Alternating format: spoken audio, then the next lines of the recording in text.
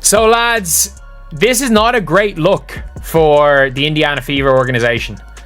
If you've got Caitlin Clark, the star of the Indiana Fever, she's going and seeing whatever about not seeing the Indiana Fever's doctors. Like, it is what it is with that. It is what it is. Like, I think a lot of players and teams get second opinions, but if you haven't seen here, Stephanie White says there's no update on Caitlin Clark or potential timeline. She met with another doctor, but White says she hasn't spoken with the trainer. The superstar who reignited basketball passion across Indiana has just sent the loudest message in WNBA history without uttering a single word. Caitlin Clark, the face of women's basketball and the rare talent who fills arenas with the energy of a Taylor Swift concert, has reportedly severed communication with the Indiana Fever's medical staff following her latest groin injury, a move that speaks volumes about the growing tension behind the scenes. Pretty much kind of leaked out the bag to the team that she was kind of going to get a second opinion. To me, an athlete like Caitlin Clark on her level, she should have been getting these second opinions. She should have been hearing from all these other doctors, man. But Stephanie White spoke to the media yesterday. She really didn't give a whole lot, but she did say that Caitlin Clark was in New York meeting with other doctors. Now, with all of that being said, what does the timetable look like to me for Caitlin Clark coming back? I keep telling y'all, around the 17th to the 30th of August. And honestly, it's long overdue that someone finally called out this organization for treating a once-in-a-generation talent like a supporting character in someone else's narrative. Behind the scenes at Gamebridge Fieldhouse, tensions are quietly building, decisions are being questioned, and the handling of Caitlin Clark is raising serious eyebrows, fueling growing speculation that her future in Indiana may be far shorter than anyone anticipated. She has met with a different doctor,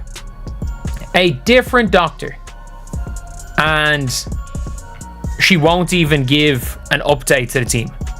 Not, oh yeah, you know, she's met with a different doctor and we're waiting on an update. She's waiting, or not even, well, that's basically it. They're waiting on, she's gone to a different doctor and they've heard nothing. If you're enjoying the content, don't forget to subscribe. When Caitlin Clark limped off the floor on July 15th against the Connecticut Sun, clutching her right groin in visible frustration, it felt like more than just another injury scare. According to sources, that moment marked a breaking point, one that insiders are now comparing to a Kawhi Leonard situation, where a generational superstar quietly loses trust in her team's medical staff, triggering consequences far beyond a single game. Caitlin Clark, following a July 15th injury to her right groin, Indiana Fever guard Caitlin Clark underwent further medical evaluations earlier this week. The team can confirm that no additional injuries or damage were discovered through the evaluations. Clark will continue working with the Fever medical team on her recovery and rehabilitation, with the priority on her long-term health and well-being. There is no timetable available for Clark's return, and no additional details will be provided at this time. Any further updates will be shared as they become available.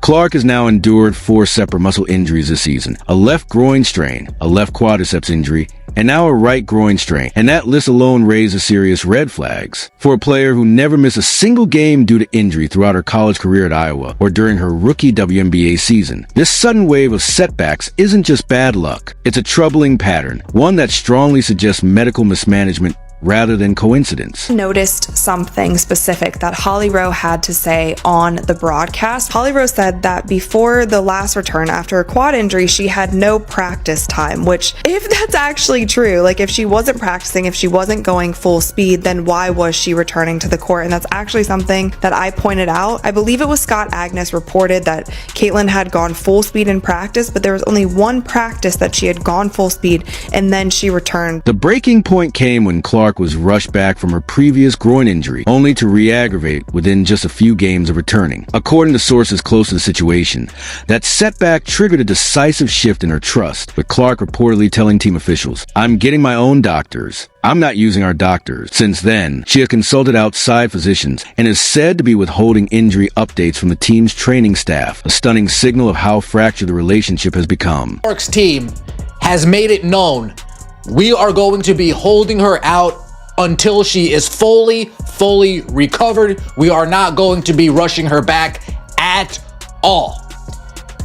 After taking Indiana Fever's advice, eventually Caitlin Clark needs to take matters into her own hands, make decisions for herself, and I believe that's what we are seeing with the team that she now has surrounding. Let's lay out the facts the Indiana Fever would rather you ignore, because Clark's injury timeline reads like a full-blown medical failure. On May 3rd, she was sidelined with left leg soreness and missed the exhibition opener. On May 26th, she missed the first game of her career with a left quad strain. In June, a left groin injury cost her 5 games. Then on July 15th, she suffered a right groin injury late against the Connecticut Sun. By July 24th, the Fever announced there was no timetable for her return and offered no additional details. In total, that's 11 regular season games missed plus the Commissioner's Cup final. Nearly half the WNBA season wiped out by recurring soft tissue injuries that are widely considered preventable with proper conditioning, load management, and medical oversight. Speculating that Caitlin Clark injury could be much worse than expected. You know, these type of injuries and the way she's been getting these injuries is not normal. To have these strains back to back to back like this, and I said this before, Caitlin Clark mobility is off, bro.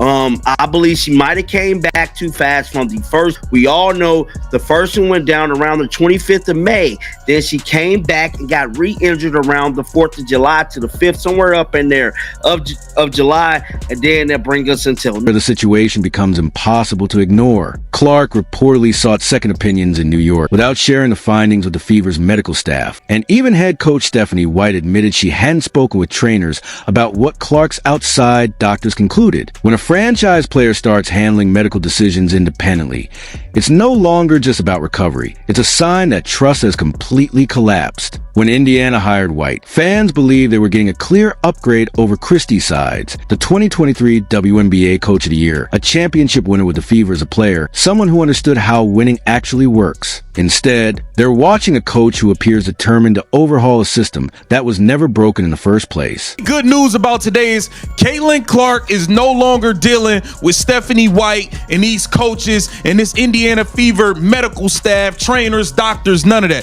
She's seeing her own medical doctors, her own team. That's the only good news of today. She has abandoned the Indiana Fever medical staff, and I'm happy about it. I'm happy about it. She's pulling a Kawhi Leonard, what he did with the San Antonio Spurs, letting it be known, hey, look, I'll get back to y'all when I'm ready. I'm going with my own medical staff. Y'all can beat it, kick rocks, and I stand with you, Caitlin. Here's the uncomfortable truth nobody wants to admit. Christy Sides knew how to use Caitlin Clark. Sure, Sides had her flaws, but she understood a fundamental principle. When you have a generational talent, you build your system around them, not force them into yours. Sides let Clark be Clark. She handed her the ball, allowed her to run the offense at her own pace, and let the magic unfold. The results speak for themselves. Clark's record-breaking rookie statistics, a playoff appearance for the first time since 2016, and sold-out arenas wherever they played. By contrast, White's recent insistence on playing Clark off the ball and relying on 2 primary ball handlers shows a fundamental misunderstanding of what makes Clark special. You don't take the ball from Magic Johnson under pressure. You don't bench Michael Jordan when double-teamed. And you certainly don't turn Caitlin Clark into a role player, because your system can't handle greatness.